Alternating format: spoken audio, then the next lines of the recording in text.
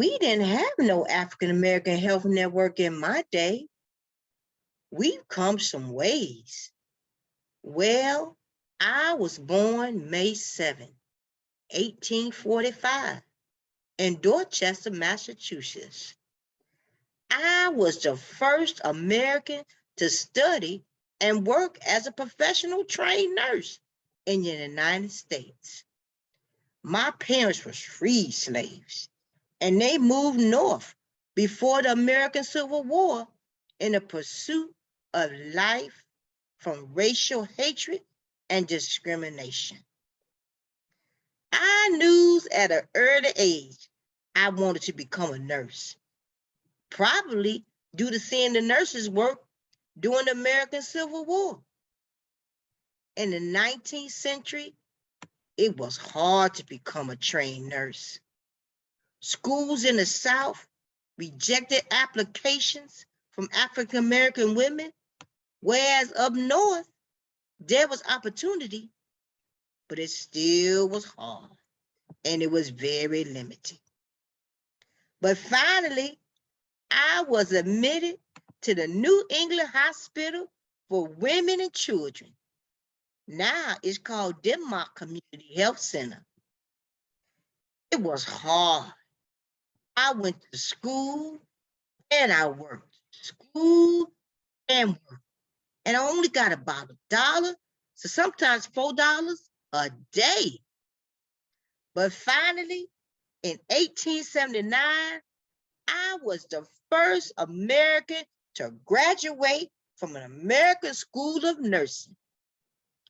I worked for many years as a private duty nurse, earning distinguished honors and a distinguished reputation. I worked primarily with white wealthy families. The majority of my work was with new mothers and newborns in New Jersey. Sometimes I had to travel occasionally to get some jobs. I was a strong supporter of women's equality and was a part of the women's suffrage march. In 1920, after the women's suffrage was achieved in the United States, I was among the first women in Boston to register to vote. I participated in the civil rights in the United States.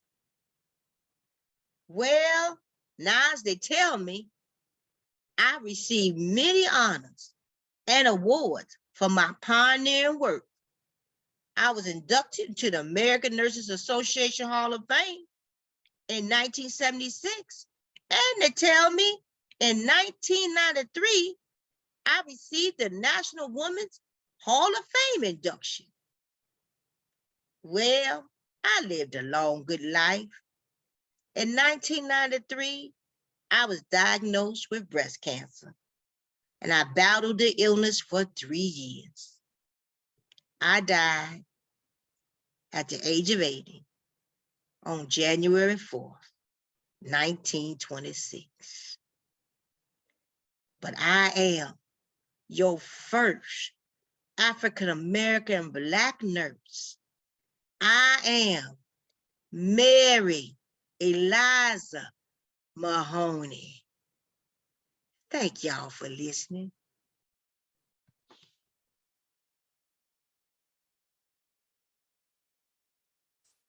I want to thank you all and welcome you all today.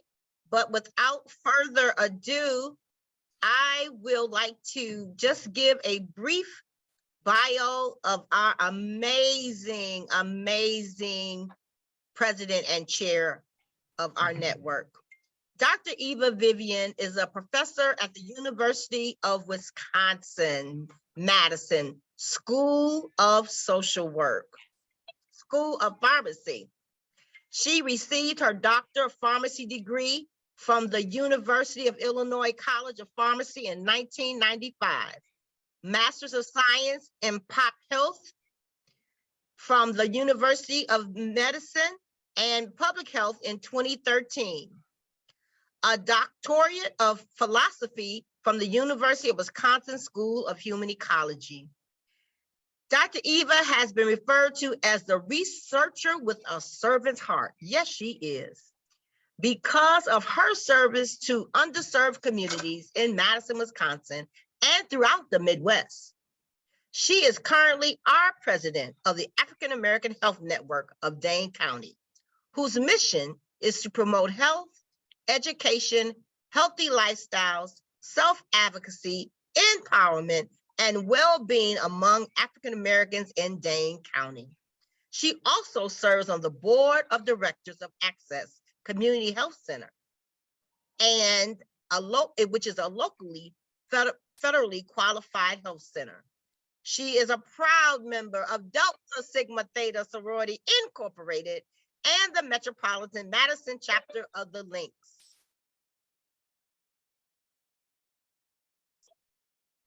These organizations work tirelessly towards social justice. And now, without further ado, I would like to bring on our amazing president and chair, Dr. Eva Marie Vivian. Thank you so much. It's an honor to be here today. And I really appreciate each and every one of you participating in this wonderful event. The African American Health Network Planning Committee had so much fun designing this program for you. So I really hope that you enjoy it. I hope that you received your swag bag and all the goodies that are inside, as well as your shoebox lunch. This shoebox lunch is incredible. I don't know if you can see it, but it has wonderful sides of history on the shoebox. And it actually reminded me of my aunt who prepared a lunch for my mother and I when we were traveling to Louisiana on the Greyhound bus. She would prepare chicken and potato salad and peach cobbler and put it in a shoebox. So this brought back a lot of memories for me. We're going to have a healthy meal demonstration for you today that you're going to really enjoy, as well as fun interactive bingo games. And I want you to stay for the entire program because we have gift card giveaways. So please keep your personal number, because if you get up and walk away for 15 minutes, we may call your number. So there's a great opportunity to win additional prizes today. Before I get started on my presentation, I'd like to quote a scripture centered around health and strength, because we as a people have had to endure a great deal, and we relied on our God for health and strength. So I'm going to quote Isaiah 41:10. So do not fear, for I am with you. Do not be dismayed or afraid, for I am your God. I will strengthen you and help you. I will uphold you with my righteous right hand. Thank you.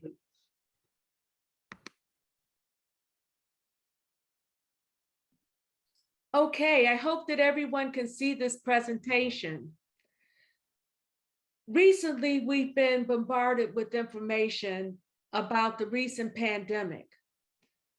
And many of us have health challenges that have really compromised our quality of life. But I wanted to talk a little bit today about the burdens of race and history on African American healthcare, because our ancestors went through things that we actually are just blessed and fortunate that we don't have to endure.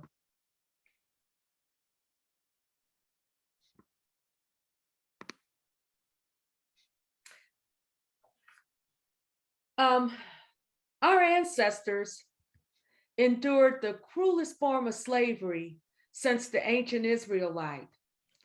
Conditions on the board ships during the Middle Passage were appalling. The men were packed together below the deck and were secured by iron legs, as you can see in this slide. The space was so cramped they were forced to crouch or lie down. Women and children were kept in separate quarters, sometimes on deck, allowing them limited freedom of movement. But this also exposed them to violence and sexual abuse from the crew. The air in these holding places was foul. Seasickness was common and the heat was oppressive. The lack of sanitation and suffocating conditions meant that there was a constant threat of disease. Epidemics of fever and smallpox were frequent. The captives endured these conditions for about 2 months, and in some cases, even longer. In good weather, the captives were brought on deck in the mid-morning and forced to exercise. They were fed twice a day, and those refusing to eat were actually force-fed. Those who died were actually just thrown overboard. But the combination of disease, inadequate food, rebellion, and punishment took a heavy toll on the captives as well as the crew. And surviving records actually suggest that until the 1950s, 1 in 5 Africans on these slave ships died, which means that the African Americans that we see today are descendants of those who survived these cruel conditions. Now, although yellow fever, typhoid fever, and smallpox existed in the American South before the conflict, the Civil War gave rise to explosive outbreaks of disease and inordinate mortality and suffering. Emancipation liberated bondspeople from slavery, but they often lacked clean clothing, adequate shelter, proper food, and access to medical care in their escape towards the Union lines. Many free slaves actually died once they secured refuge behind Union camps. Throughout the Civil War and Reconstruction, many free slaves became sick and died due to the unexpected problems caused by the insurgencies of war and the massive dislocation triggered by emancipation. The destruction of slavery and the gradual erosion of the plantation economy, compounded by the federal government's initial ambivalence and often ambitious plans for rebuilding the South, actually left the former slaves without an institutional structure to help them survive. The ending of slavery led to abrupt dismantling of antebellum systems of medical care, both those organized by enslaved people and by individual slaveholders on local plantations. And it exhausted the networks of support provided by municipal almshouses and state hospitals. Enslaved people had developed certain remedies while living under slavery, but the war displaced them from the vegetable gardens and the other resources that they relied on to actually create these remedies. On such large plantations, often slaveholders hired doctors or established sick houses for the enslaved people. But once the war began, former slaveholders actually argued that it was no longer their responsibility to provide medical assistance to formerly enslaved people, and claimed that it was the responsibility of the federal government to provide aid since they were responsible for emancipation. Meanwhile, federal officials believed that it was the responsibility of the city and state governments to step in and provide aid for the poor and dispossessed, since they had provided such assistance for poor white people since the early 19th century. Now, of course, the local and state governments claimed that maintaining the number of white Southerners that were in need of clothing, food, and medicine had exhausted their budgets. So this confusion created an institutional vacuum that left ex-slaves defenseless against disease outbreaks. And their situation was further exacerbated by freed people's nebulous political and economic status. Now let's move forward 70 years to the Tuskegee study, which is perhaps the most enduring wound in American health science. Officially known as the Tuskegee study of untreated syphilis in the Negro male, this 40-year study that was conducted between 1932 to 1972 by the U.S. Public Health Service and the Center of Disease Control and Prevention followed 600 rural men in Alabama with syphilis over the course of their lives, with officials refusing to tell the patients their diagnosis, refusing to treat them for the debilitating disease, and actively denying some of them treatment with penicillin. Whistleblowers brought an end to this incredibly unethical study in 1972, which finally prompted the development of what would later become modern medical ethics. But unfortunately, the lives of those Black men and many of their families were mostly ruined.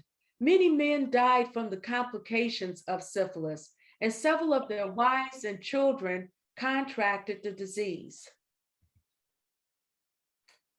Research has long suggested that the ill effects of the Tuskegee study extended beyond those men and their families to the greater whole of Black culture. Black patients consistently express less trust in their physicians and the medical system when compared to white patients, and they're more likely to believe medical conspiracies and are much less likely to have common positive experiences in healthcare setting.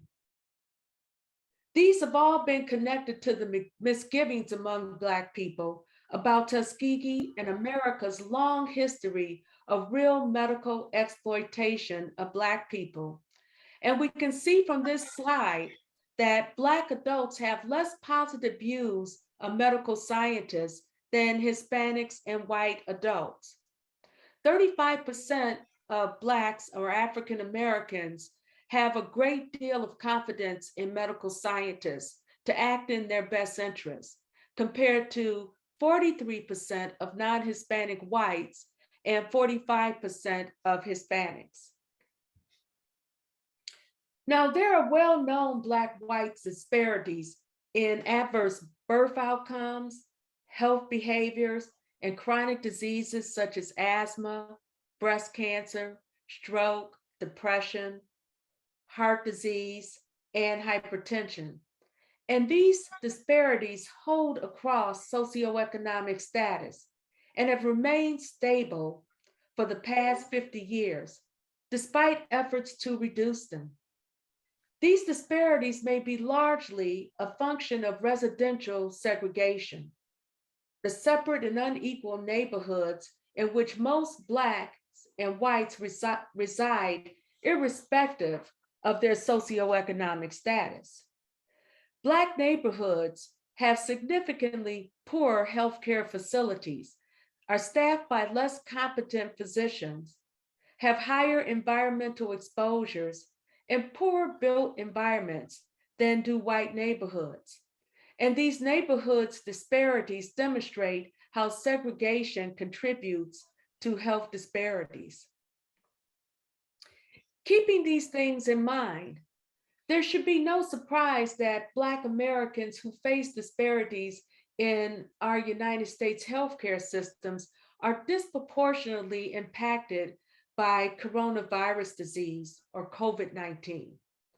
While Blacks represent only 13% of the United States population, 15% of all COVID-19 deaths impacted Blacks in the United States. This disparate outcome can be attributed to the influence of structural racism on institutions, laws, and social policies that gave rise to an uneven distribution of the social determinants of health.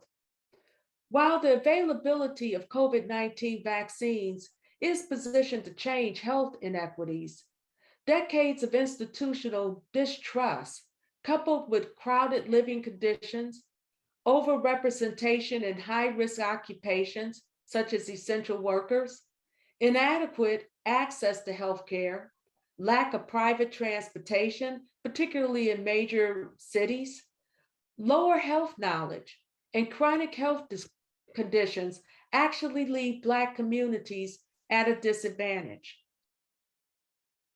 I'd like to share this slide with you that provides the weekly trends in age standardized incidence of COVID-19 cases.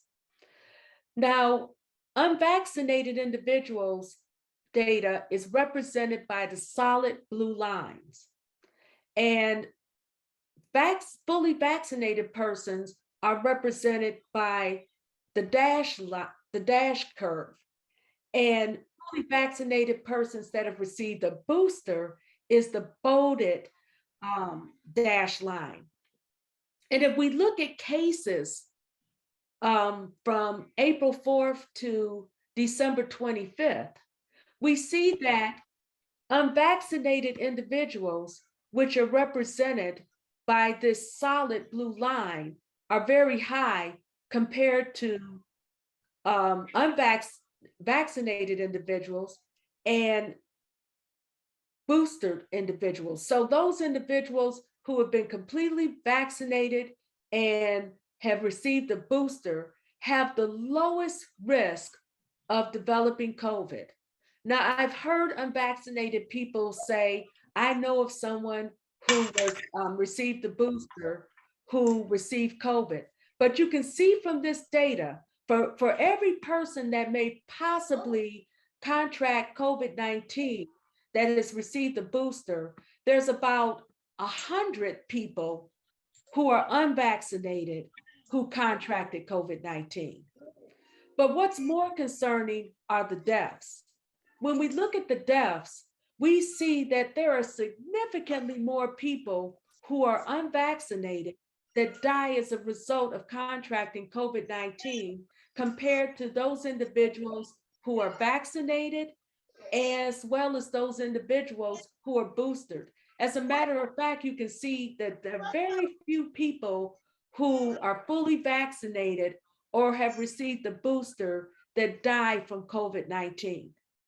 So this is the advantage of being vaccinated. I'd like to end this presentation with emphasizing the fact that we as African Americans are the descendants of the most resilient people who ever landed on American soil, and that's the African slave. Over the years, we have survived many epidemics, plagues, and other forms of social injustice. And there were times when we were denied proper treatment for medical conditions. However, it's very important that we not deny ourselves today.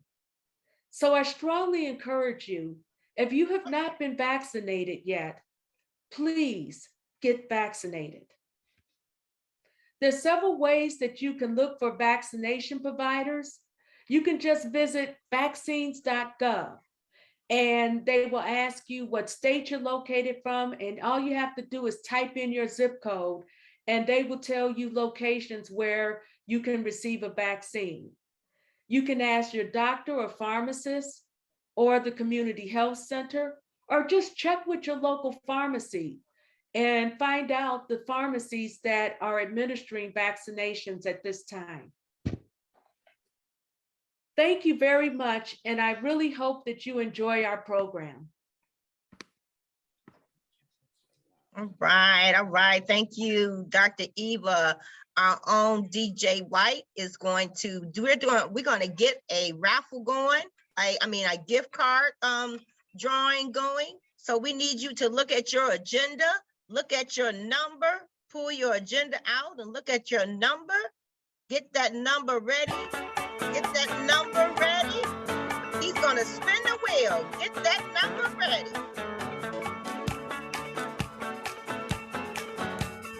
Come on, now, get your numbers ready.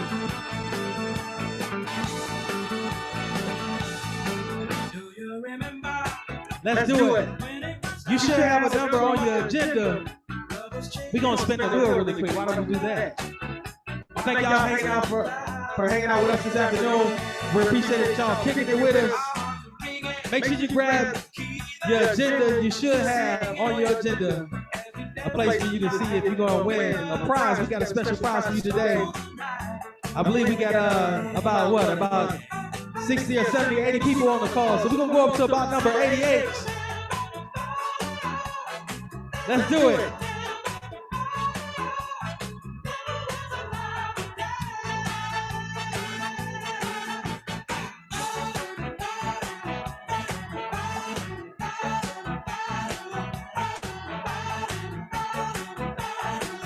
Get your number ready. You see the spinner. You see it about to happen. Let's go.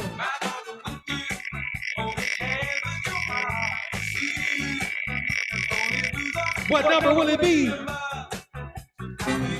Number 57. Y'all drop some hearts and emojis. Number 57. Who said that?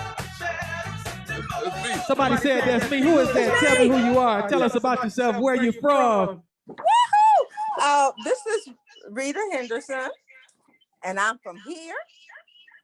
And what I win? Got some special. And we only got one agenda here. Oh, so you got one agenda, so it sounds like you the winner. I mean, it could be one right now. That's what matters. That's what matters.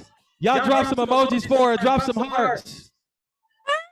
Drop some positive vibes in the chat for us. Should we do one more? Should we do one more? Yeah. Let's keep it going. Let's keep it going. Let's do one more. All right. This is gonna tell me later.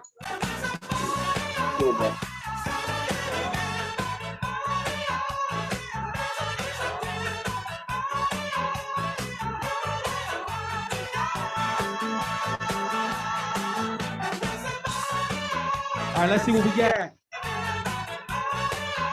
What number is yours? Drop your number in the chat. I want to know what number do you have. Drop it in the chat. I want to see if we can spin your number. We're going up to 88. Let's go. I like it.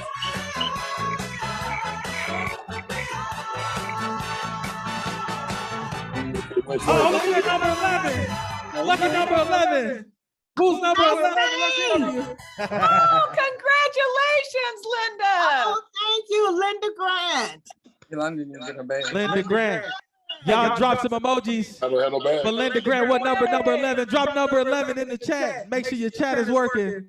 We appreciate you being here with us and enjoying our program here at the African American Health Network of Dane County, where our goal is to be Black and to be strong. Hey, next time, can he go a little higher? My number's higher than 88. It is. Let's go higher. What number do you have? I have 93. You got 93, so we'll kick it up to 93. How does that sound? I have no bag or agenda. We're going to take care of you. We're going to take care of you. You should have lunch. If you don't have a bag and you don't have an agenda, they've been dropping off those lunches all morning. We thank y'all for hanging out with us. We're going to make sure you get your bag, make sure you get your agenda. We're going to kick it up to 93. But in the meantime, we got a special presentation by Ms. Doris Franklin.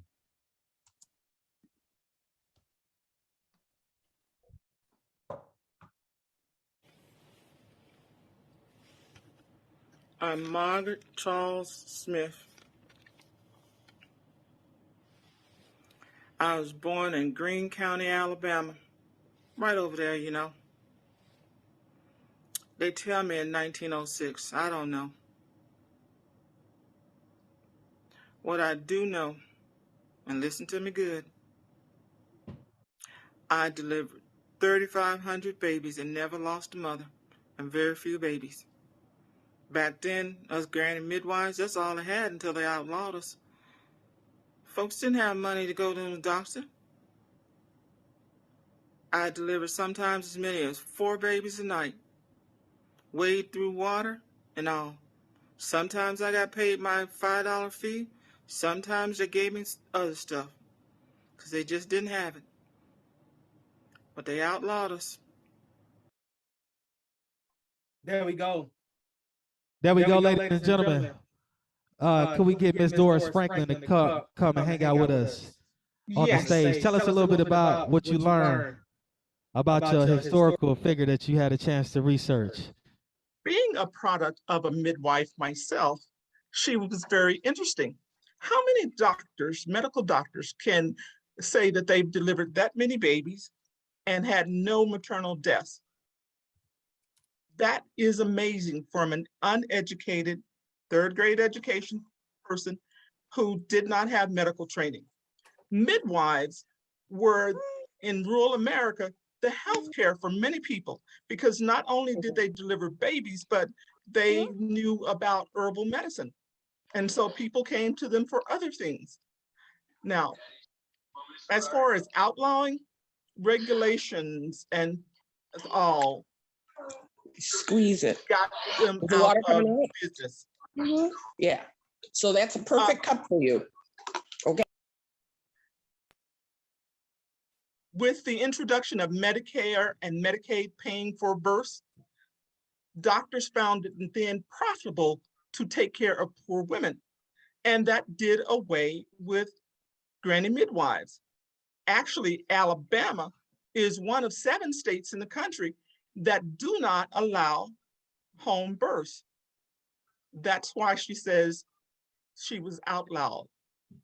You will find more history of her in your bag, so please read about her. She's a very interesting woman who was on this earth for 96 years. She is found in a book in her own words and also a documentary. Thank you. Enjoy.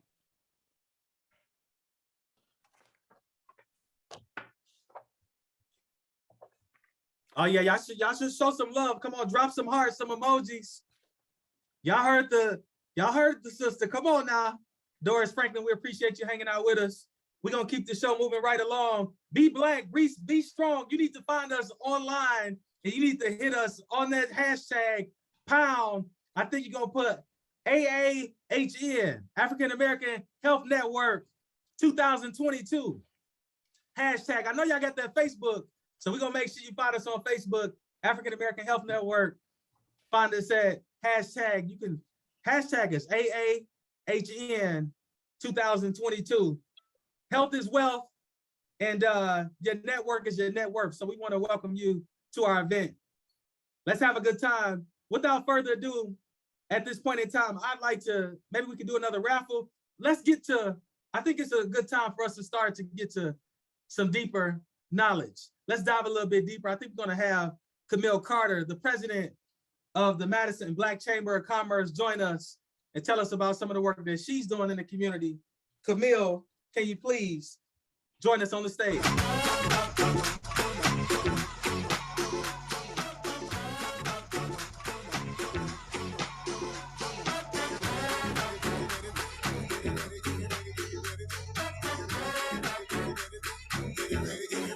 You make me happy. This you can bear.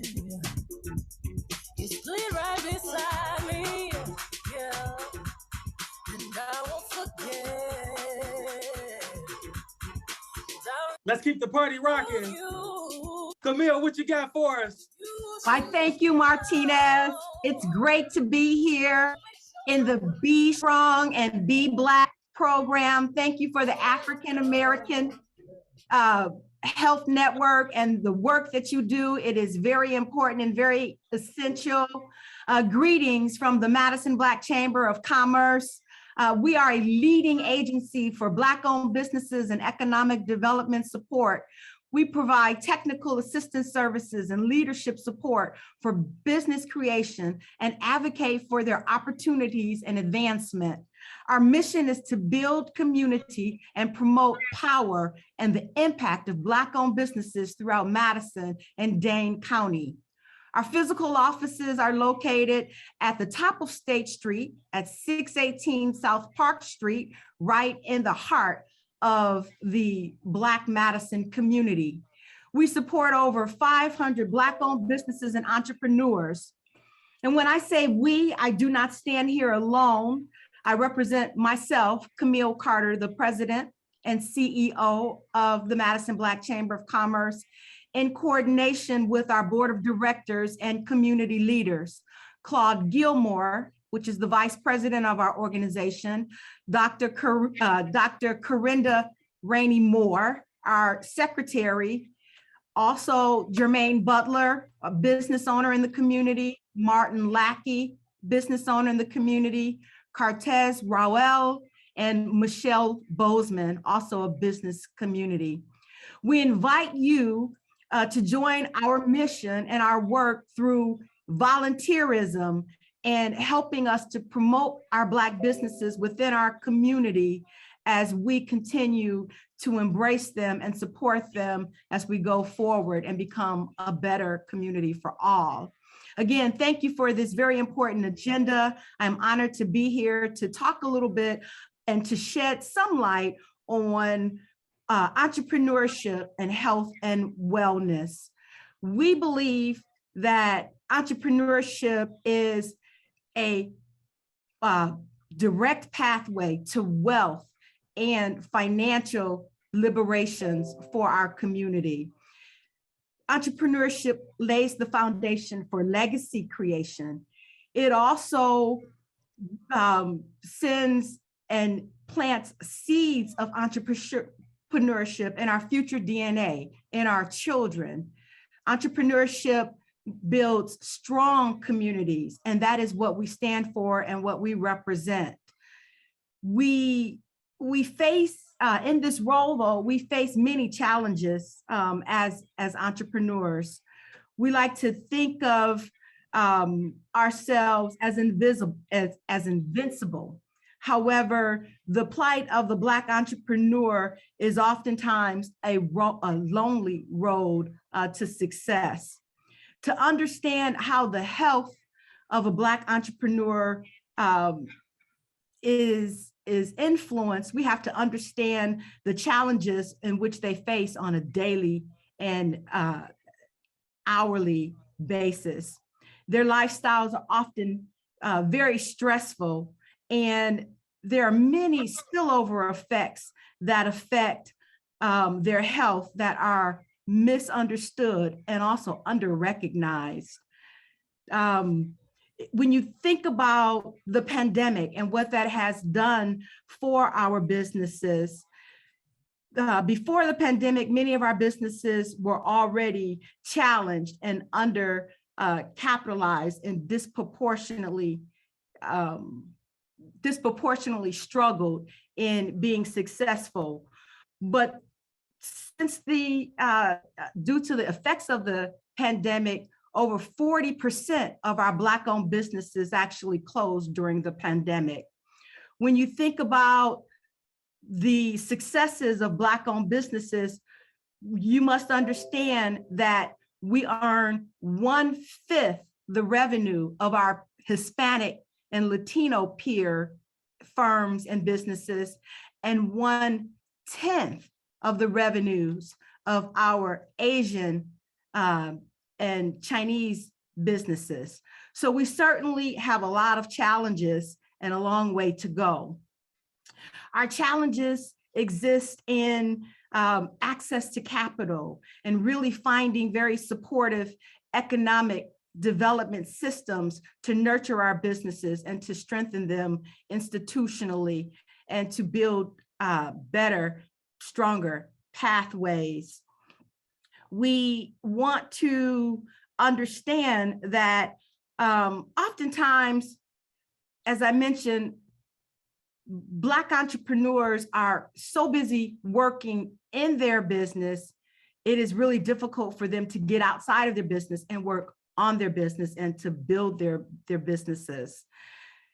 When you think about entrepreneurship, it's important that in understanding the challenges that they face, that, you know, a direct lack of equity to the systems that support them are just not present, in particular for Black entrepreneurs.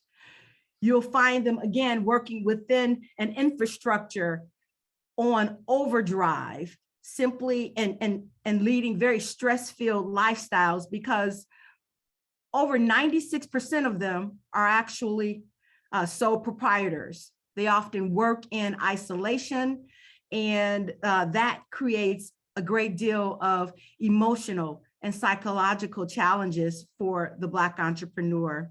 Again, they are undercapitalized and underfunded from the beginning in most circumstances.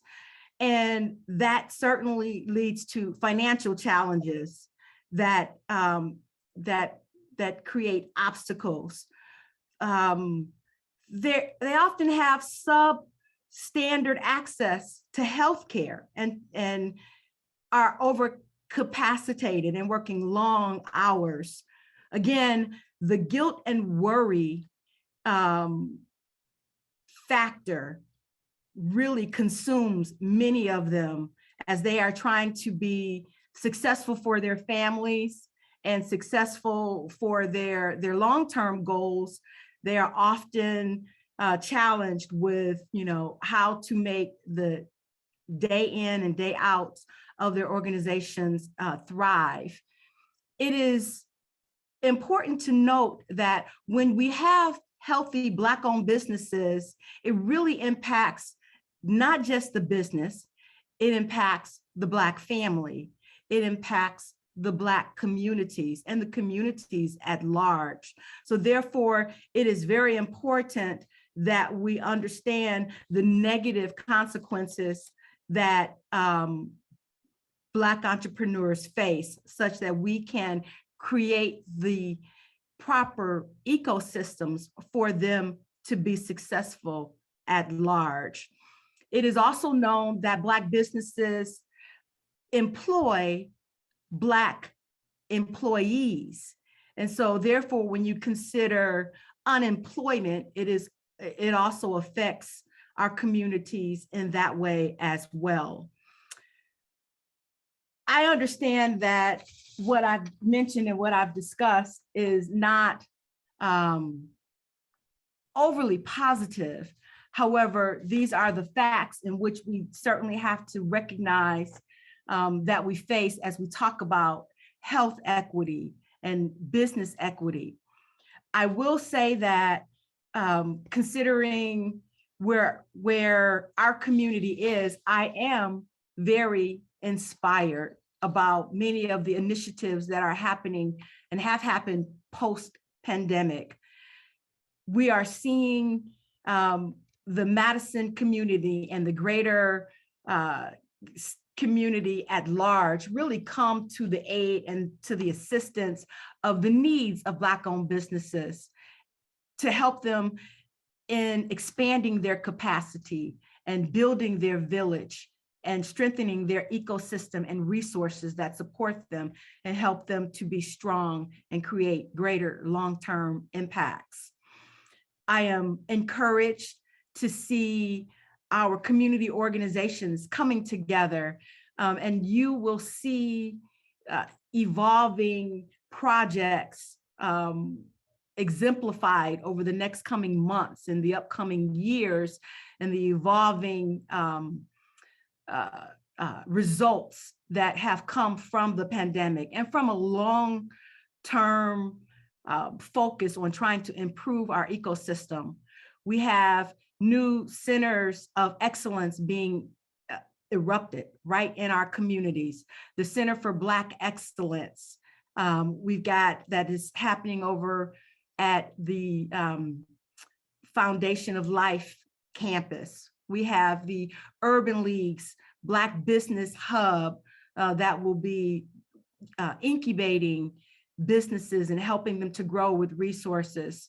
We also are seeing a return to shop local and having those dollars reinvested into small businesses and recirculating within our communities.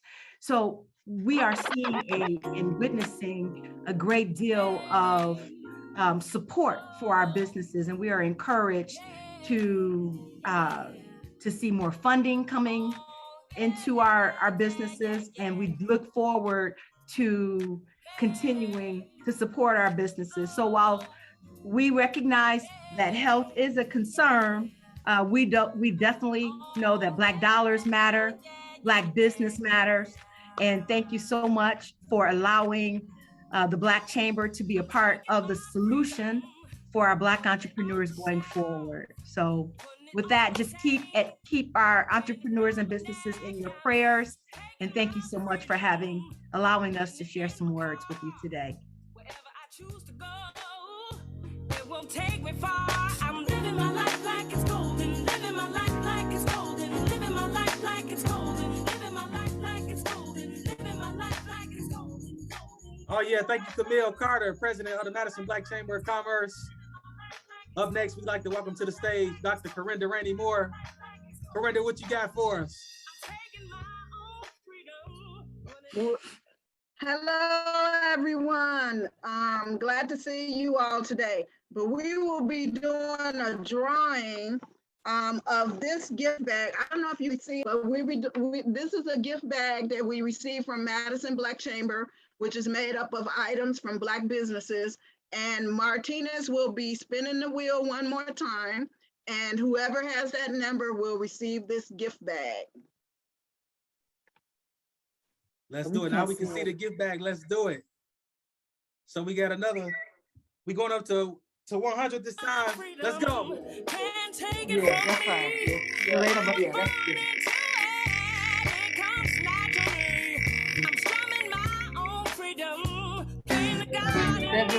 Okay. 71. Who has 71? 71.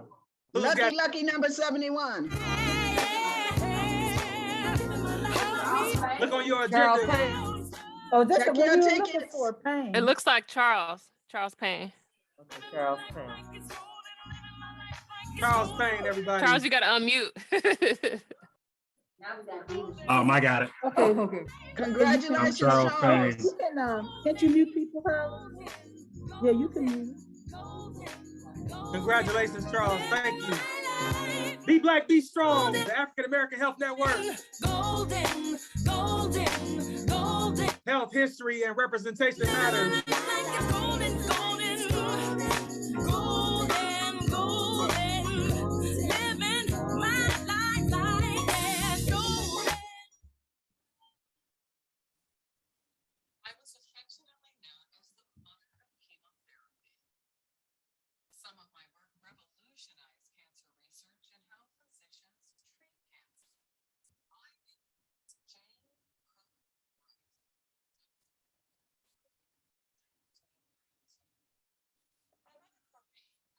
Can you guys see that video? I want to restart that. If you cannot see that video, let me know in the chat. Restart it. We can't see it.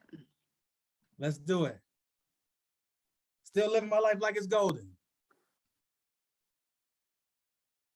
I was affectionately known as the mother of chemotherapy.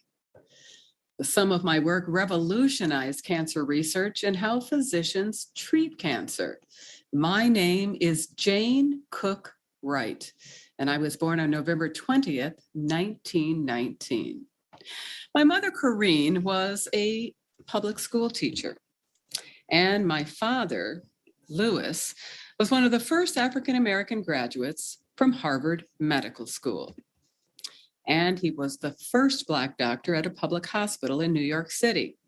His father was a physician too, and was the first African-American graduate of Yale Medical College. So yes, I guess you could say medicine was in my blood.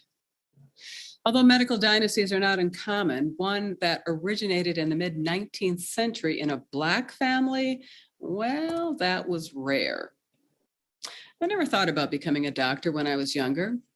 In high school, I was the captain of our swim team. I enjoyed my German class and I loved art, painting landscapes mostly. I decided to pursue my passion for art and graduated with an art degree in 1942. It was then that my father strongly suggested I go to medical school.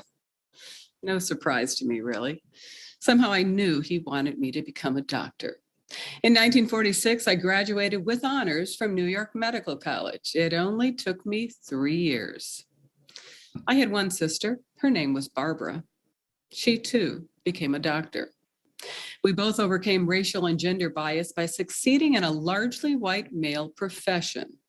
After earning my medical degree, I served as chief resident at Harlem Hospital.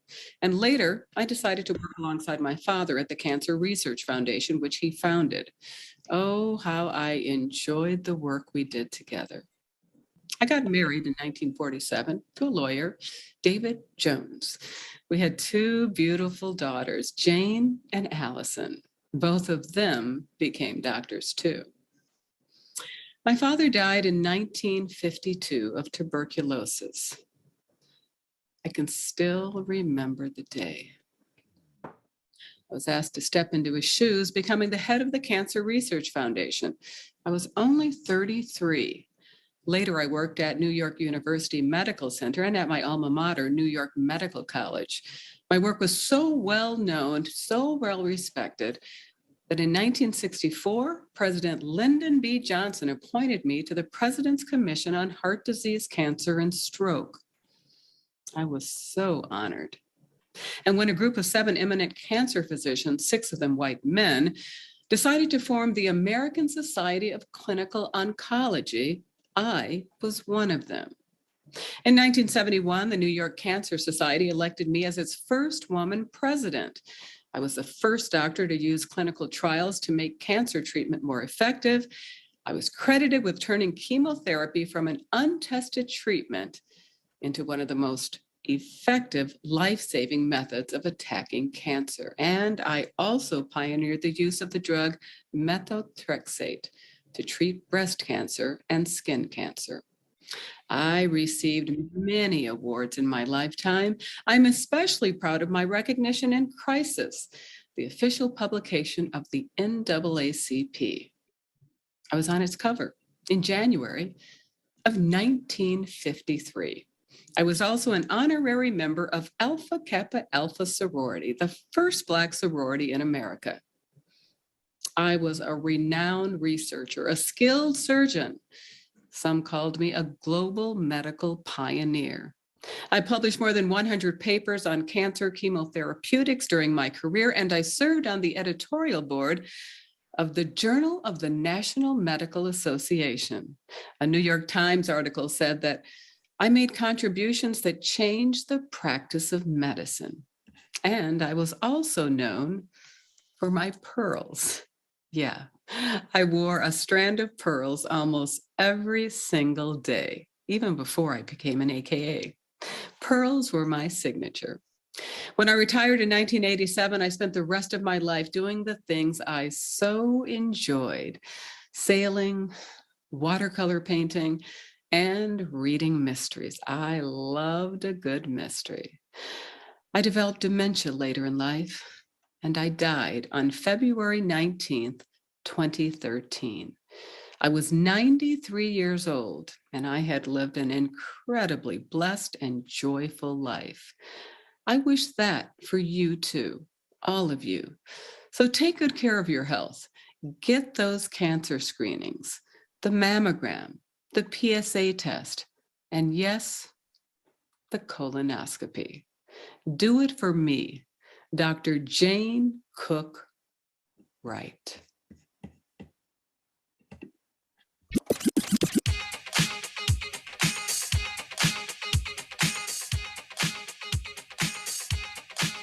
Don't go to sleep on me.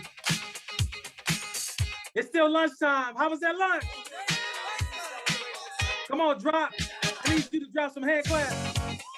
I need you to drop a heart emoji. Let us know how you're feeling. There we go. African American Health Network.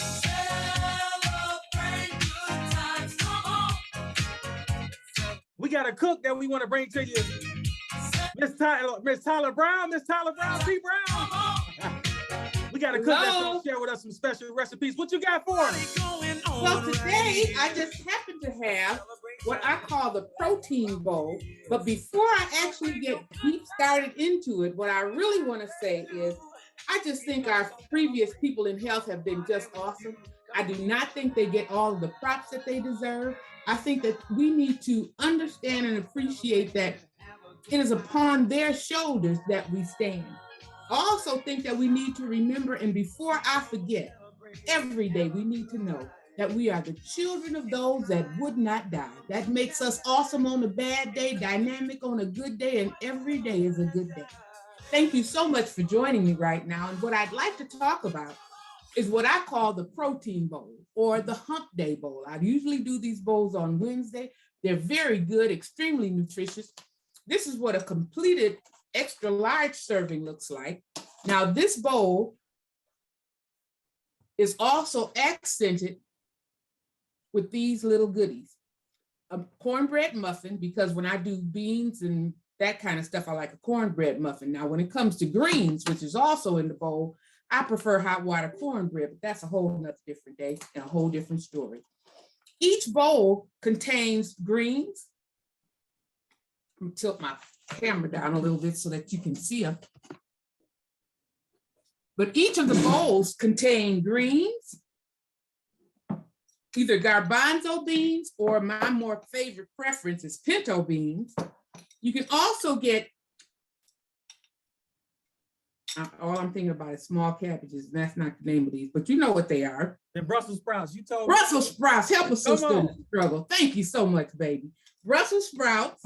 You also get some candied yams. Well, they're not candied. As a matter of fact, they're yams, but I do add a small amount of cinnamon and just a hint of raw sugar.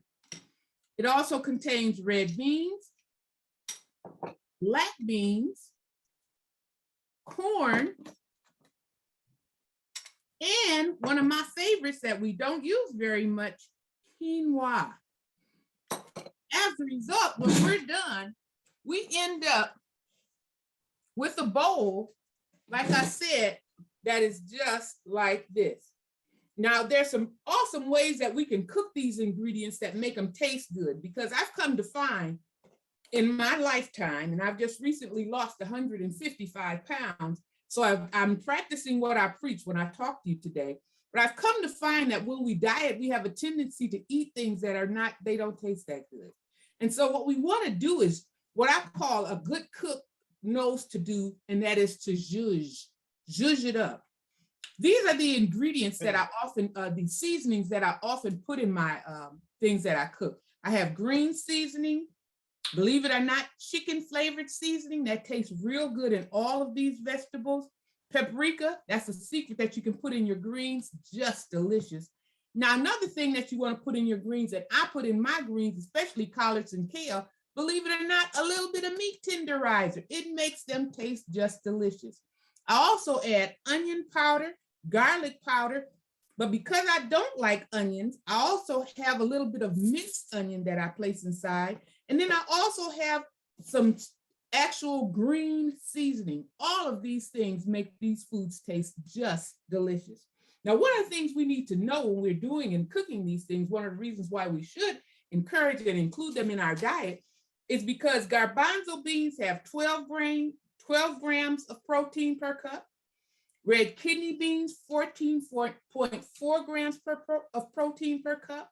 Pinto beans, 14.4 grams. Black eyed peas, 15.2 grams. And sometimes, especially during Black History Month, I put black eyed peas inside of my bowls. And a lot of people know me and they know what they like in their bowls. So frequently black eyed peas are requested and I make sure to include those as well. Kale greens, 1.2 grams. Quinoa, that's something that all of us need to start to include in our diet. I'm going to tell you a little bit about quinoa. It has 8 grams of protein, but more importantly, we need to remember that quinoa is one of the highest sources of protein that we can eat. It also facilitates weight loss. It's gluten-free. It promotes a healthy gut, which is extremely important. It's extremely high in protein. It also has a lot of what they call flavonoids. Now, flavonoids are those ingredients that get into our system that help us to fight off anything that's not good for us. And with this time of COVID, we need as many flavonoids as we can find. And believe it or not, quinoa is one of the best ways to ingest that. It improves our overall heart health. It prevents iron deficiency. It is a complete protein source. We need to understand that quinoa is very, very good for us. And a lot of times people say, well, what is quinoa? It's in the grain family. So sometimes you might have rice, other times you might have grits, other times you might have whatever. I suggest and strongly recommend that we start to include quinoa in our diet.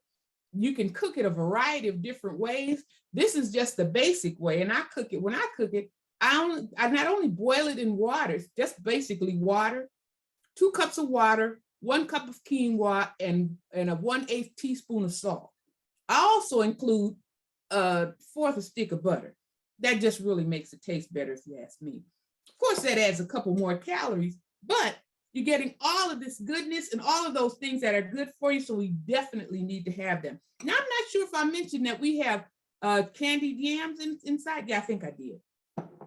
Anyway, all of these things combined give you enough protein basically for a week.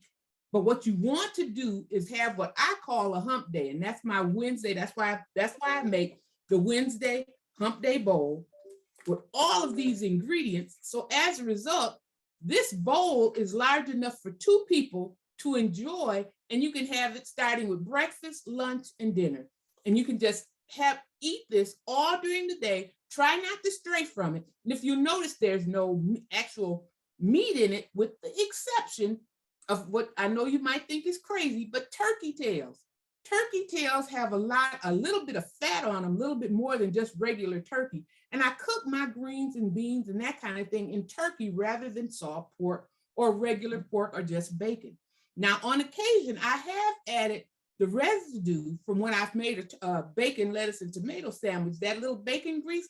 I will pour that inside of my broth when I'm cooking my greens and when I'm cooking my Brussels sprouts. So understand, it is very soulful, very delicious, extremely tasty, and very, very good for you. So what I would recommend is that we start to do these bowls. And if you like, you can contact me. I'm at tbrown355@AOL. Make an order. I'm in Milwaukee. If you're further away than that, you got to come get them yourself. But understand, these bowls are so healthy and nutritious. And more importantly, they taste good. Usually when you're dieting and you're eating something, it doesn't always taste that good. I made sure that these bowls not only look good, but they taste good, and you'll want to come back for more. Now, are there any questions in reference to the bowl? Like I said, when I make my greens, I start them off, as you can see, with a large turkey tail. This turkey tail I have in the boiling water, and I add a little bit of the seasonings that you've just seen. Have that boiling, then I wash my greens thoroughly. There's nothing worse than a green with grit. A gritty green can make you not like greens for the rest of your life. So I make sure that I thoroughly wash, especially the kale, each leaf individually at least twice. Then I group wash the greens 5 or 6 times. And as a result, I make sure that my greens are good and healthy. The other thing that I do with my greens that a lot of people don't is I make sure to include the stems. This is where all the vitamins and nutrients are. So please, a lot of times we get the green and we pull it like this and leave the stem. Don't do that. If you must, keep those stems. And when you have a cold, you can make you some soup just from the stems of those greens and some seasoning, and you'll be surprised how much better it'll make you feel. I add those stems to my chicken soup, and as a result, I knock out colds right away. I knock out flus right away. I get back healthy. I get back energized. All of these things help us to be healthy. And with, like I said, with us being in a pandemic, and let's keep it real, we are in a pandemic. It is not new. It's been going on since 19. We need to be honest about the fact that this is going on, and we need all that we can in order to enhance our immune system and make ourselves more healthy. Like I said, I throw in a little extra stuff that make you want to come back for more. A little pound cake, those muffins with the beans, just delicious. Another thing that you might want to know in reference to cooking different beans, like the red beans or the pinto beans. And garbanzo beans, because you know they're nothing but chickpeas and they can be as bland as the day is long. One of the things I add to them, believe it or not, is, hold your horses, steak sauce. You can put a little bit of steak sauce in the broth along with the garbanzo beans, and that gives it a wonderful taste that everybody loves and enjoys. Now, I'm not sure, are there any questions for me out there? I'll be more than glad to answer any questions that you might have, but I strongly recommend that once a week, you treat yourself to an opportunity to just really, really, really eat healthy. All of these things they're high in protein. And right now, we want to enhance our protein. We also want to make sure that we enhance the number of flavonoids. Now, remember, I told you flavonoids are those things that come into our body that help us to fight disease. All of these things have an increased amount of flavonoids that help us to be strong and healthy. And I strongly suggest that you don't have to have my bowl. I've given you all of the ingredients. Make your own healthy food bowl, or just have a few of the ingredients. Maybe you don't want to cook all of these different things on one day, or maybe on a Sunday, you want to cook them all and just have some of them all during the week. But I strongly suggest that you have a day that you set aside for yourself when you first wake up in the morning to the end of the day, where you treat yourself to a healthy, balanced meal. And that's what this is. You know I love music. And every time I hear something hot, We have a couple of questions, it looks like. I'd be more than glad to answer. I see a couple of hands raised. Brenda Brown, I see your hand raised. What question do you have for Mr. Tyler? Well, I wondered if there was an opportunity to have a longer teaching session. I'm doing some of those things, and I suffer from inflammatory disease, rheumatoid arthritis, which I just got out some books to learn more about switching. So that was really fast paced. I understand why, but I don't know if there's an opportunity for a longer one. And then, is there anywhere I can order one? Most definitely. tbrown355@aol.com. Okay, I got to get a pencil. And someone would like to know, what is the name of the brand of green seasoning that you use? There are two. There's one that you can get in Spice Supreme. That's a green seasoning. I like this one because it has more of the red spices in it, but it's not too hot. And then the other one, Sylvia makes a delicious chicken seasoning, and it's called green seasoning. It's called Great Green Seasoning. And believe me, it does indeed enhance the taste of the greens. It makes them taste so good. But like I said, the other thing is you definitely want to cook them in the right meat. And I strongly suggest that we sway a little bit away from the ham hocks and the salt pork. They're good, but they're not that good for you. The smoked turkey is great for you. I use the turkey tail, but you can also use the turkey drumstick, the turkey wing, but the turkey gives it a taste. Matter of fact, it almost makes them taste a little bit like ham, but it's turkey and it's so good for you. And I too have some situations in reference to arthritis, and it definitely helps you fight it. And you can contact her on her social media. Thank you so much for those questions. And thank Adina, can you post that in the chat session, how we contact her? Thank you. Will do. Thank you. Thank you so much for having me, and I'm going to continue to listen to this awesome session today. Are you kidding? And no time for negative vibes, 'cause I'm winning. It's been a long week. I put in my hardest. Gonna live my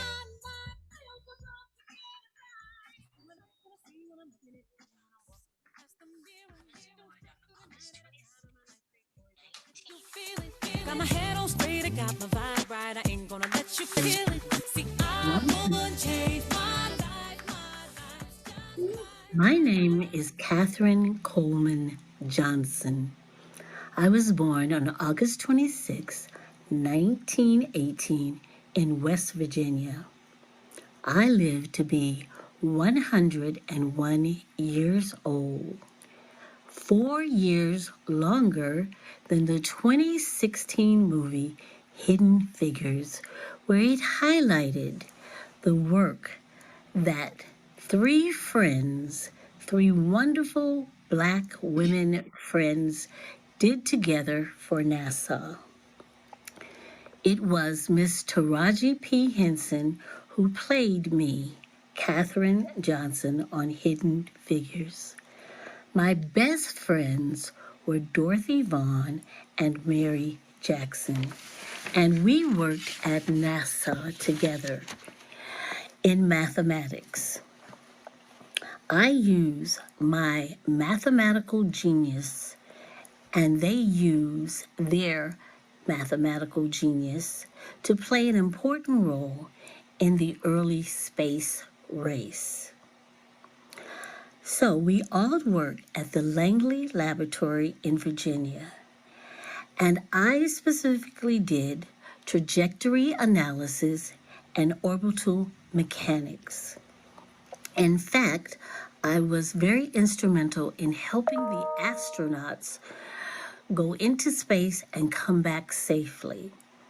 The astronaut John Glenn trusted my mathematical genius more than he trusted computers and asked for me by name in order to return safely to Earth. I lived long enough to be recognized since we were all hidden, not just me as an African American or my friends Dorothy and Mary, but there is a long list of African American men and women who accomplished great things in America and who are largely unknown. At age 100, NASA recognized me by naming a building after me. In 2015, I received the Presidential Medal of Freedom from then President Barack Obama. In 2019, I received the Congressional Gold Medal. And just last year in 2021, I was inducted, late, but inducted nonetheless, into the National Women's Hall of Fame. I am Katherine Coleman, and I join a long list of incredible, accomplished Black people in America who have worked for the well-being of us all, and especially for the good health of the African American community.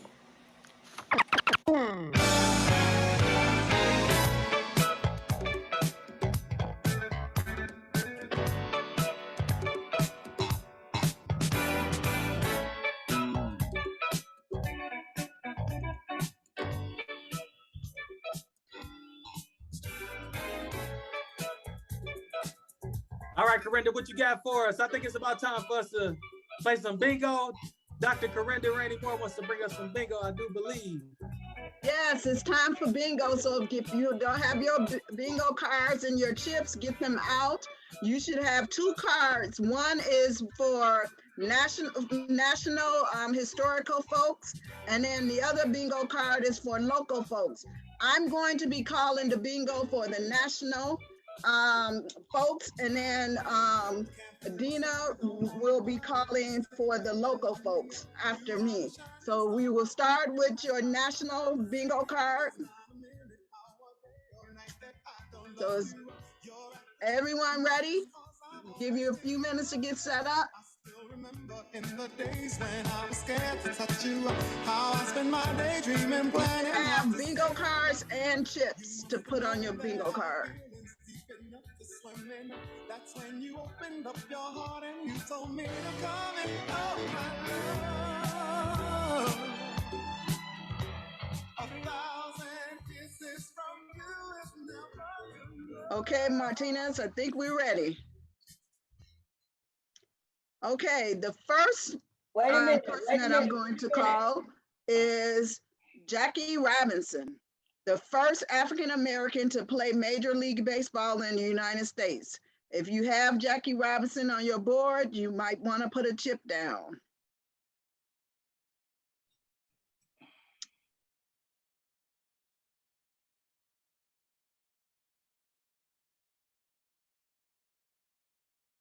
The next person is Thurgood Marshall, the first African-American to serve as Associate Justice of the Supreme Court of the United States.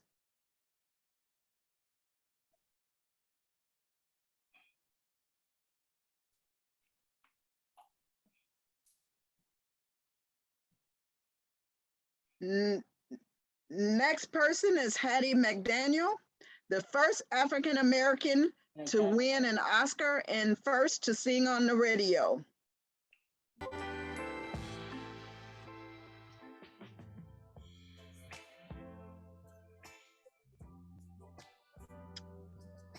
Next, we have Ella Baker, the influential leader in the fight for human and civil rights. She co-founded the organization in Friendship.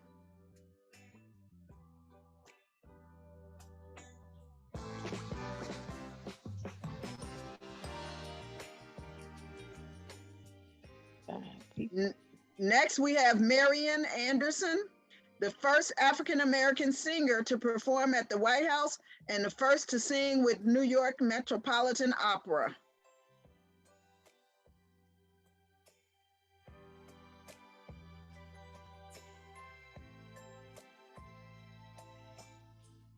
Next, we have Madam C.J. Walker, the first female self-made millionaire in America.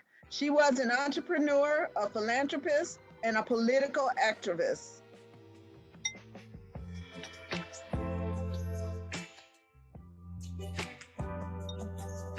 And if you have bingo, you might want to let us know. If any time you get bingo, you don't have to wait till we're done calling all the cards. Just let us know.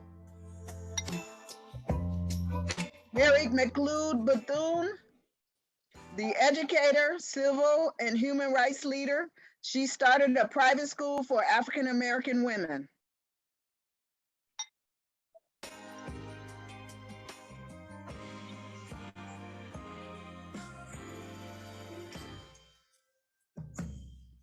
Yeah, Wilma Rudolph, the first American woman to receive 3 gold medals and broke 3 world records in track and field in the Olympics.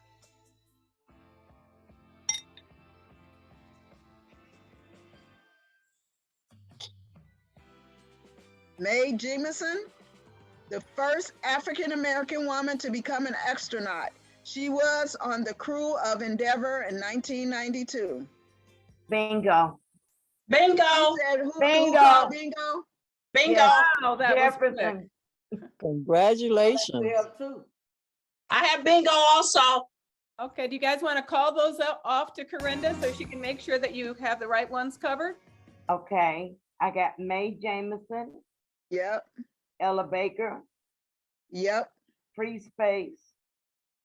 Thurgood I'm sorry, who was the last one? Free Space. Okay, Free Space, go ahead. Thurgood Marshall. Yep. And Wilma Rudolph. Yep. I have the same thing. Okay. I have the same thing. Now, I can't see everybody, so I'm trying to see. So we need their names, Corinda. Just have them put their names in the Can chat you put your names in the chat? or just call their names out. Okay, Audria Jefferson. Michelle Ray. Okay. Erlise Awesome. Ward. Oh.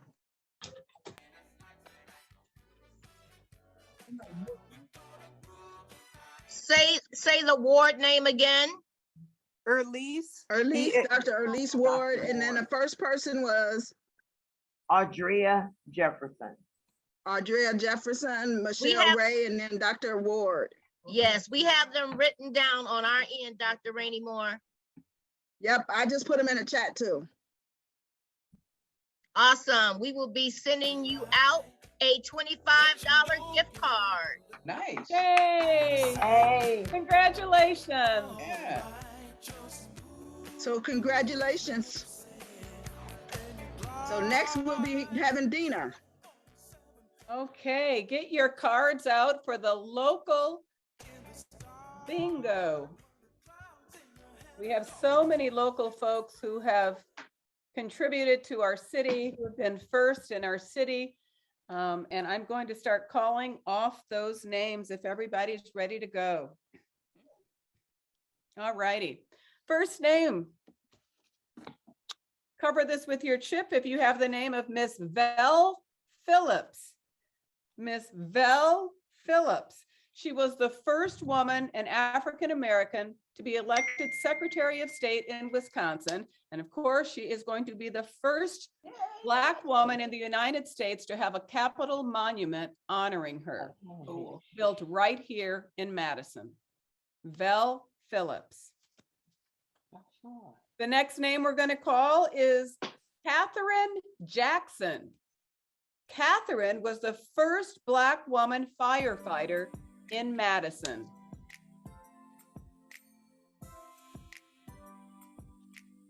Next up, Napoleon Smith. Napoleon was the first Black president of the Madison City Council. Charlene Harris Hodge. She was the first Black woman news anchor on a local television station. She anchored on Channel 15 back in 1972. Okay, get ready to cover your cards. Let's get a winner here. If you can please put yourself on mute, and you can unmute yourself if you're a winner. Kanisha Harbert. She opened the first Black beauty school in Madison.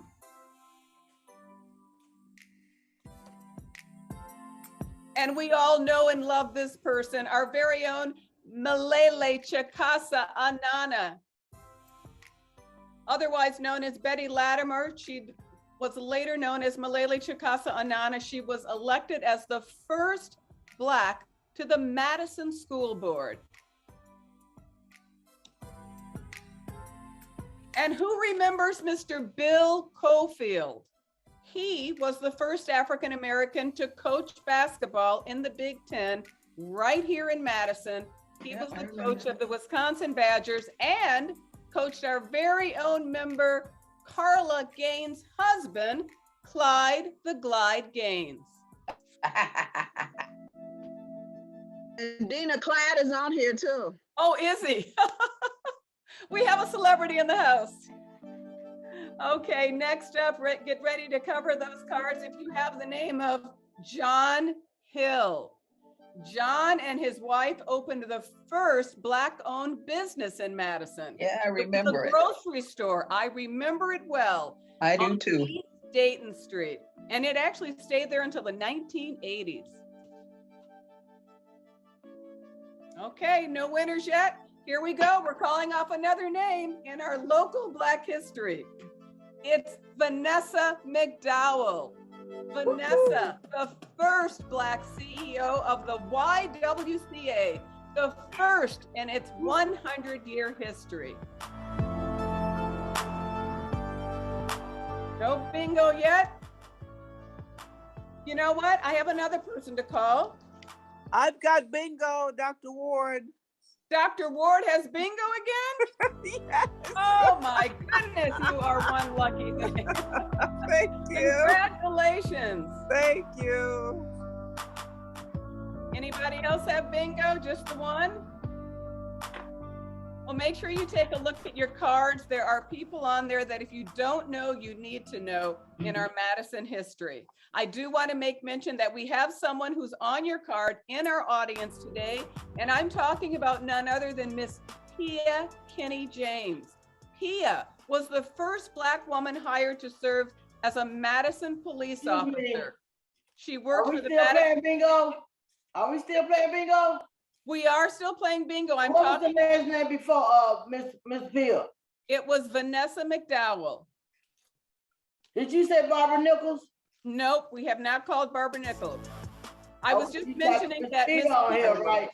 I was mentioning that Miss Pia Kinney is in the audience, and she worked for the Madison Police Department from 1975 to 2004. I want to mention one other person just briefly, Miss Fabu Phyllis Carter. She was Madison's first Black poet laureate. Did you call her, Dina? I got bingo if you called her. Are we still playing bingo? No, I was just in the audience. We do have a winner. Our winner was Dr. Ward. Congratulations to Dr. Ward. Dr. Ward, you will be receiving a $25 gift certificate. Thank you. Awesome, awesome, awesome. Thank you to Dr. Corinda Rainey Moore and Dina Wright, who's a celebrity in her own right. So we thank you so much for calling bingo. We have 9 certificates that we would like to give away to our registrants on the call now. So pull out your agenda, or if you have your numbers, we're going to spin the wheel 9 times. Go ahead, DJ White.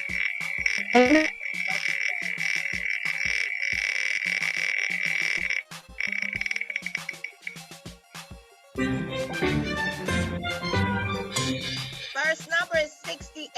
68, who has 68? Who has 68? 68, going once, going twice, going 3 times, spin the wheel.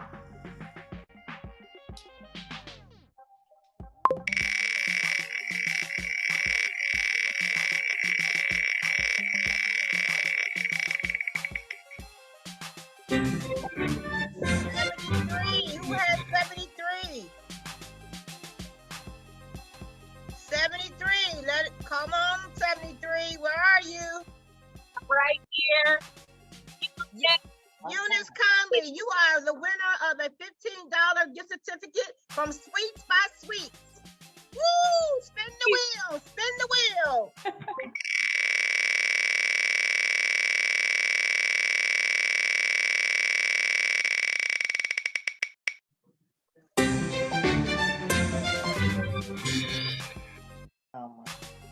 Is that 73 again? Yeah. Yes, well, well, 73, we're gonna have to take you out. We're gonna take 73 number out and spin the wheel again. Take that number out, Gail, please.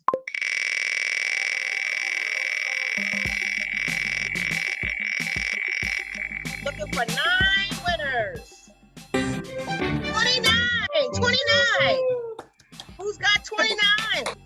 I do. Lisa, yes. Lisa, you are the winner of a $25 gift certificate to Happy Ever After Children's Resale Boutique. Yay! Thank you.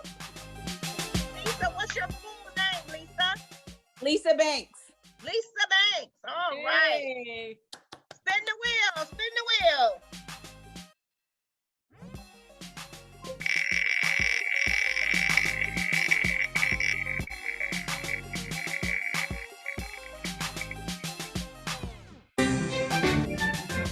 Number 10, where are you, number 10? Number 10, where are you, number 10? Here I am, Barbara McKinney. Oh, congratulations! Mother McKinney, you win a $15 gift certificate to Sweets by Sweets. Spin the wheel, spin the wheel.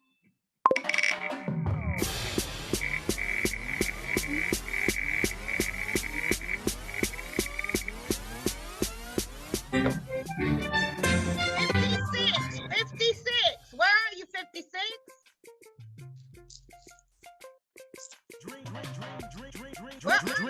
Dreams are meant to be achieved.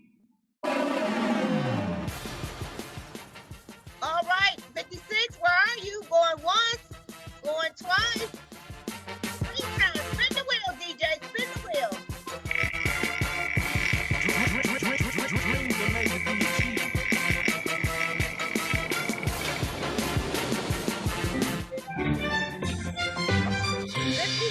53, where are you, 53? Right here, Coral White, Coral White. Oh, congratulations, Cora. Hey. Cora. Thank you. You are going to win a $30 gift certificate certificate to JP's Hair Design. Spin the wheel, DJ, spin the wheel.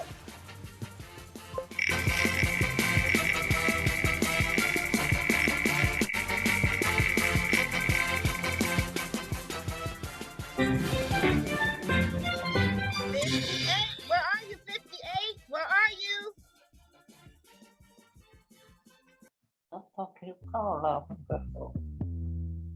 Is that you, Mother Lula Hart? No. Hanga. That's Doris Fling. No, it can't be me. Going once, going twice. We're running. Hey, Johnson. Don't act like you was there when you wasn't. Running toward our plans in the judge's hands. Don't act like you was there when you wasn't. Number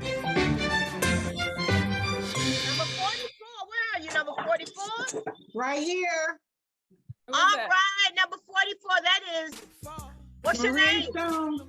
Maria Stone. Maria Stone. You also win a $30 gift certificate to JP's. Thank you. Welcome. All right, here we go. We're spinning that wheel.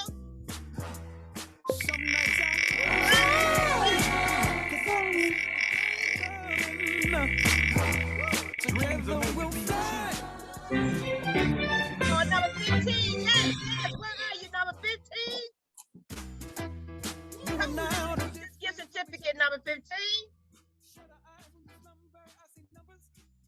15, where are you, 15? Going once, going twice, going 3 times. Spin the wheel, DJ, we running. Don't act like you was there when you wasn't. And the law of the land, women were often banned.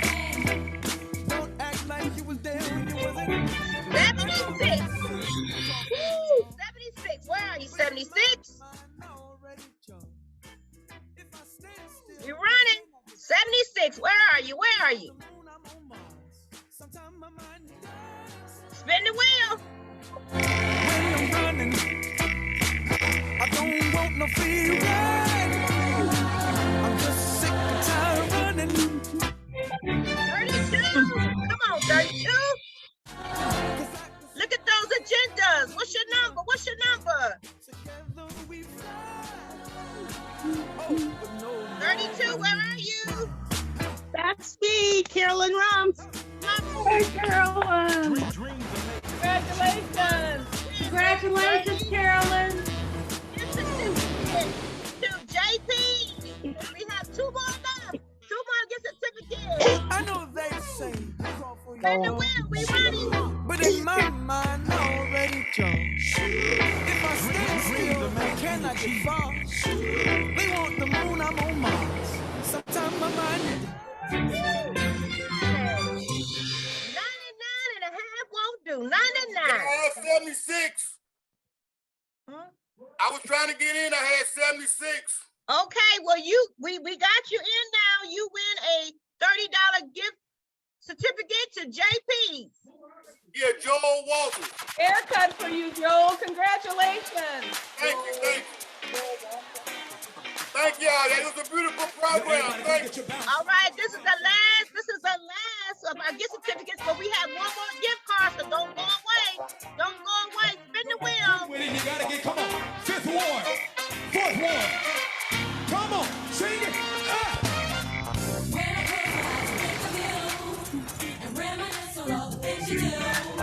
Come on, 37. This is our last certificate. We have 1 more gift card. This is our last certificate. 37. Where are you, 37? Come on. Come on, 37. Watch this. 37. This is lap 37. Uh-oh. DJ spinning the wheel.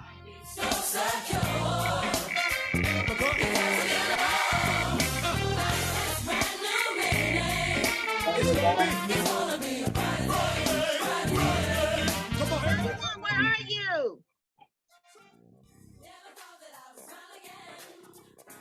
31. Our last gift certificate. 31? Come on, 31.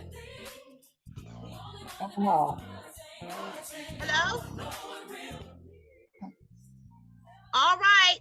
Well, guess what? We are going to spin the wheel internally, and we're going to give this last gift certificate to, here we go, here we go, here we go, here we go, here we go, here we go.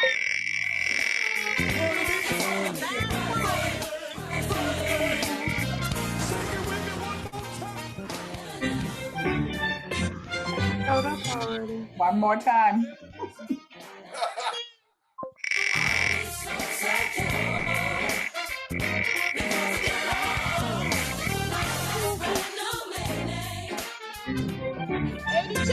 I know we got 82 out there. Hey, that's me, Melanie Lucas. All right.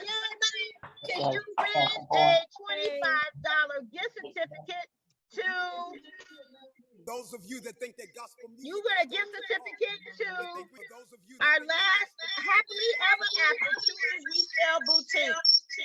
Thank you so much. All right, we're gonna turn it back over to our president, our producer, who's gonna give us our last living museum, and then we will bring back to you for our farewells and our last gift card giveaway, $25 gift card giveaway, after we have our last living museum. Take it away, DJ.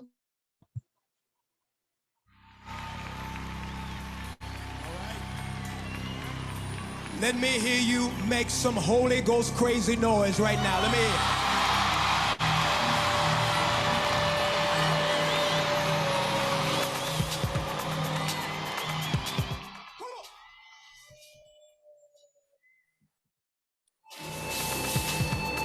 Come on, Zion, clap those hands with me. Come on, come on. All God's people. Come on, Mike.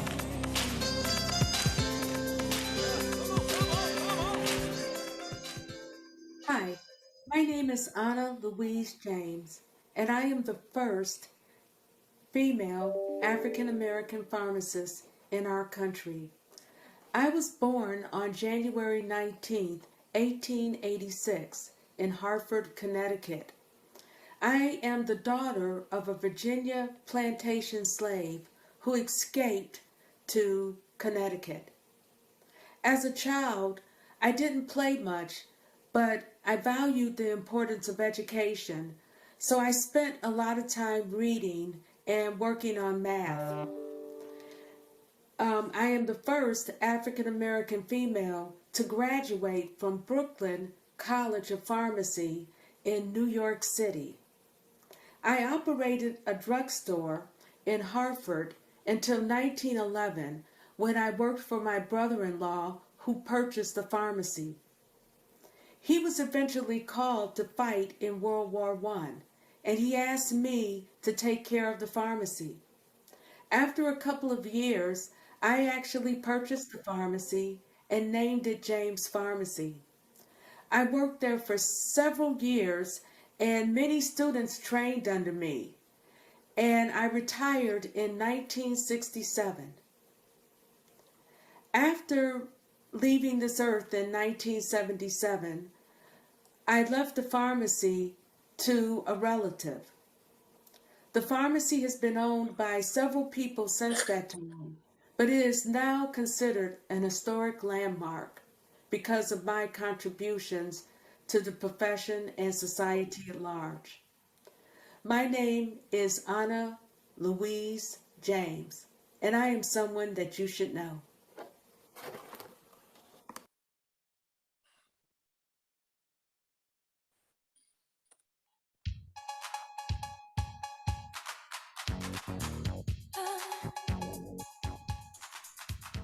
All right, DJ is gonna spin our last wheel for our $25 gift card. Get your agendas out. Get your agendas ready. Here he comes, our last gift card, $25. Here we go.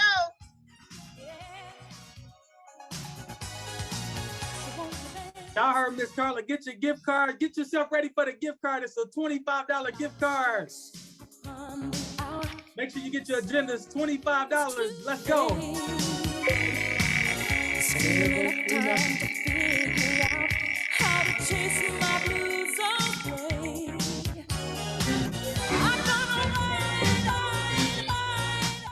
Number 14. Number 14. That's me, Martinez. Hey, let's go. Who is that? Who is me? It's me, is Monica Whitehead. Oh, what's up, Mo? Hey, Shout out to Mo. Got that $25 gift card. Be black, be strong, ladies and gentlemen. If you did not know, African American Health Network. We appreciate y'all hanging with us this afternoon. Before we get out of here, we want to make sure that we thank everybody that's been a part of today's program. Miss Carl, I need you to help me with this. We got some amazing friends that's been a part of this event. Absolutely. I think Dr. Eva, our president, is going to come on and make sure that happens. Let's do it. Congratulations, Mo. Okay, thank you so much for participating with us today. I really enjoyed this program and I hope you did as well. I'd like to thank all of our sponsors for supporting this program. And then, of course, we couldn't do this without our dedicated African American Health Network Planning Committee. Please slow the slide for them. So many thanks to the African American Health Network Planning Committee, Carla Gaines, Dina Wright, Doris Franklin, Gail Johnson, Ariel Robbins, LaQuisha Sullivan Wade, and Corinda Rainey Moore. This is the A team. They've got things happening. Then, of course, a special thanks to our volunteers, our special volunteers, and our drivers who made sure that you got your food today, and as well as your swag bags. Please check us out periodically on social media for future events. We're planning to do this again in 2023. Once again, thank you for joining us, and I hope you had an awesome time. Next show.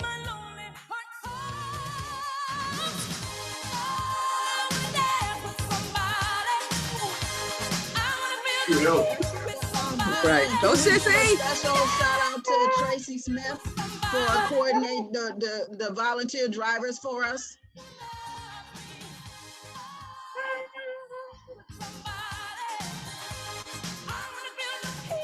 Thank you. Special shout out. Let's go. Special shout out to the community and to the committee.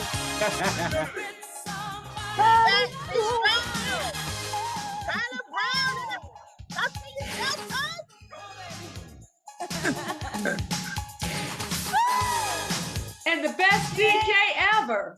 Right, That's thank you, He is DJ. right. Yes. Give it up. Let's get it, y'all. Thank you, Mr. DJ. Be black, be strong. Be black, be strong.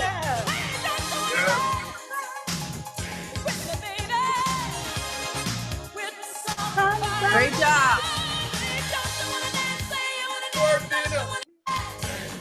Y'all gonna party with me for a little bit? Yeah, keep it up. Yeah. We gonna party for a little bit. Yeah. Be strong. It's Black History Month each and every day for us on this call. Yeah. Let's do it. All right. The African American Health Network. Shouts out to Ariel. What's good? What's good, Ariel? Find us on social media at the African American Health Network of Dane County Facebook. You're looking for some young members. You're seeking young support. What are you doing? Let's go. Clock strikes upon the hour and the sun begins to fade. Still enough time to figure out how to chase my blues away. I'm gonna ride up till now. It's the light of day that shows me how. And when the night falls,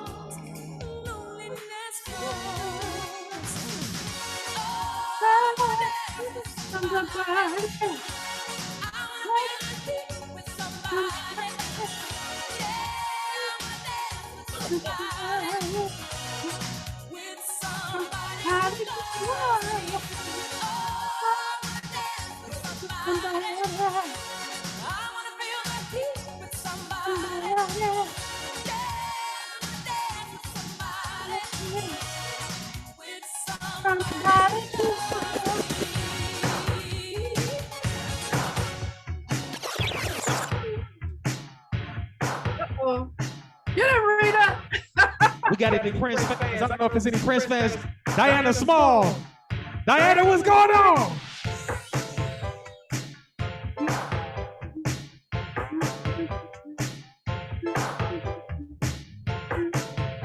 No.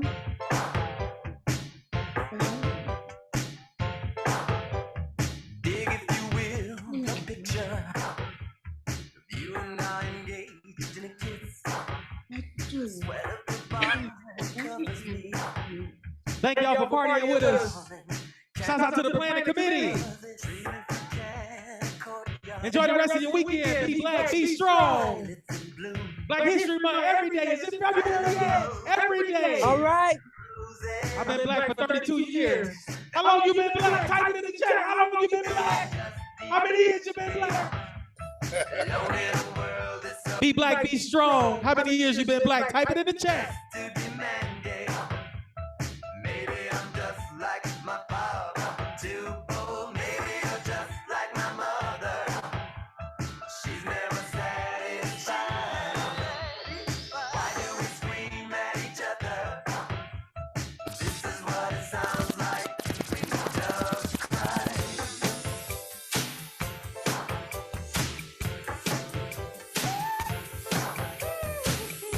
We gonna let it whip. We gonna let it whip this afternoon. Thank you for hanging with us.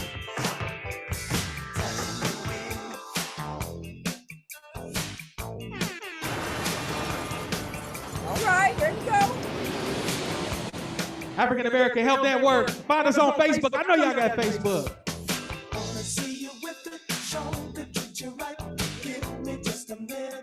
When the last time you heard this one? What year did this come out? Somebody tell me. I was born in '89, not '69. What year did this come out? Come on, Dennis. Don't remember. Somebody know. When did this come out, babe? 1980. 1980. Okay. Somebody probably Googled 1980, I think.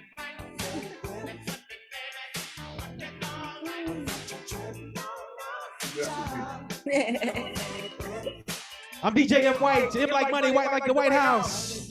We appreciate y'all hanging out with us. Shouts out to Aaron McCullough. What's up, Aaron? Hey. Hey, what's up? What's up? Oh yeah, this thing. Can you clap with me? I don't know if you can clap. Can you clap, black folks? I know we can clap on beat. You ever seen somebody clapping on beat at your job? She can't even clap on beat. She might not need to. Some people, I mean, everybody blessed, but some folks blessed for certain things. Should you be in the choir? You can't even clap on beat. You in the choir, can't clap on beat. You better clap like the person next to you. Come on. This song is car wash. Be black, be strong. Clap on with me. Dreams are made to be achieved. Dreams are made to be achieved. Dreams are made to be achieved. Shouts out to the Madison Black Chamber of Commerce. Be black, be strong. Health history and representation matters. We're gonna have us a little party. I don't think y'all ready to go home yet. I don't think y'all ready to go. You might not ever get a itch, but let me tell you, it's better than digging a ditch. There ain't no telling who you might be. A movie star, or maybe even a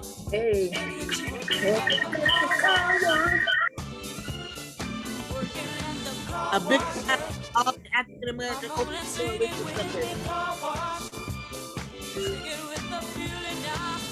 I hear you, Miss Charlie. Come some of the work and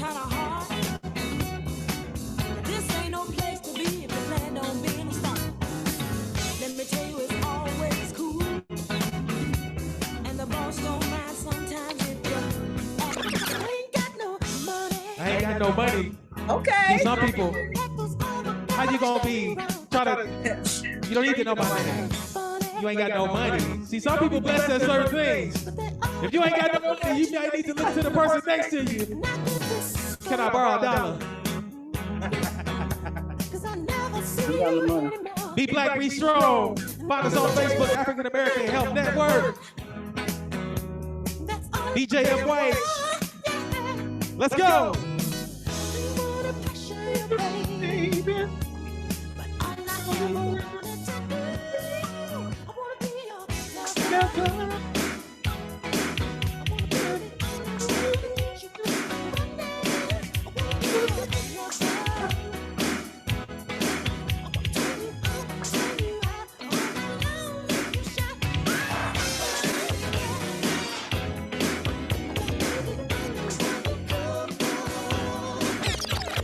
When does this close up? I can take you home.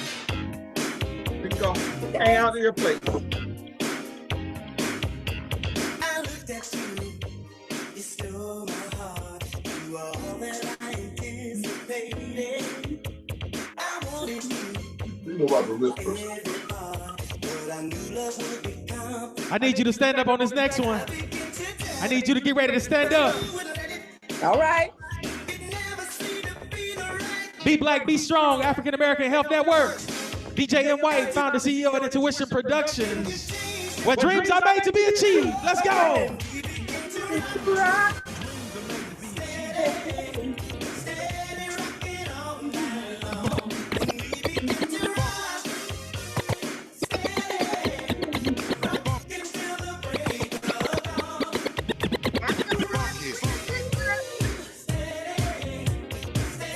You ready to stand up a little bit?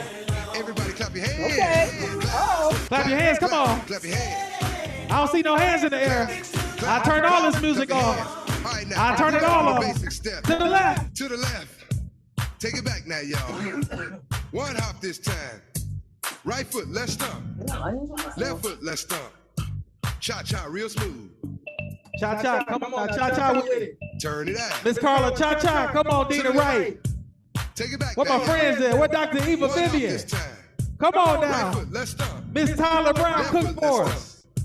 Cha-cha now, y'all. Dr. Corinda Raymore, Ariel. To the right now. Come on now.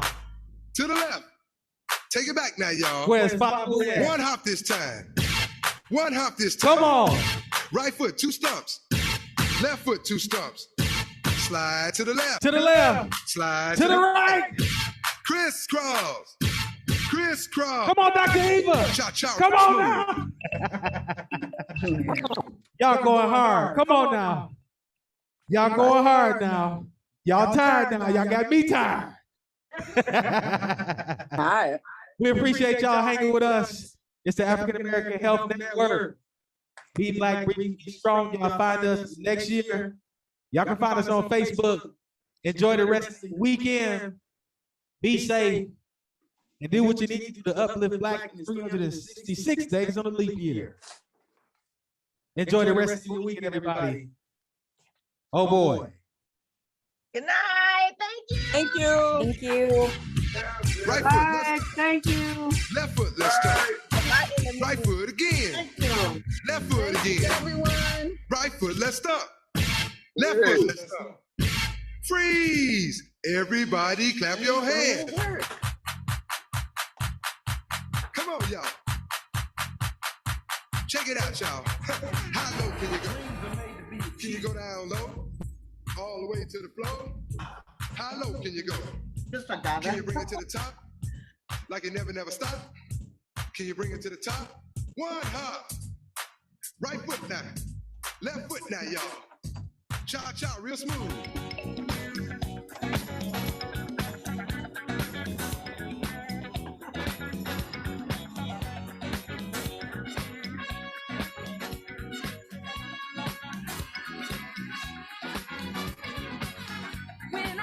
Or should we debris? On the street, my whole body gets weak. 2 o'clock. 2 o'clock. Singing the crowd. Your love dogs to me so loud. Girl, do I do what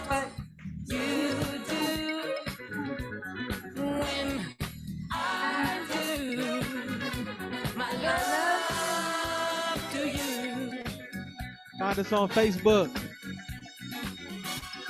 Ladies and gentlemen, make sure you find us on Facebook. African American Health Network. We appreciate you partying with us. We'll catch you next year. We have some more events planned for you, so follow us on Facebook. Farewell, everyone. Farewell. Girl, do I do what you do when I do my love to you, baby. Good night, everybody. Network, you can stay on for a minute. Good night. Yes, I got some kind of kisses. Kisses full of love for you. Yes, I got some kind of kisses for you. Yes, I got some Network, you can stay on for a minute. for you.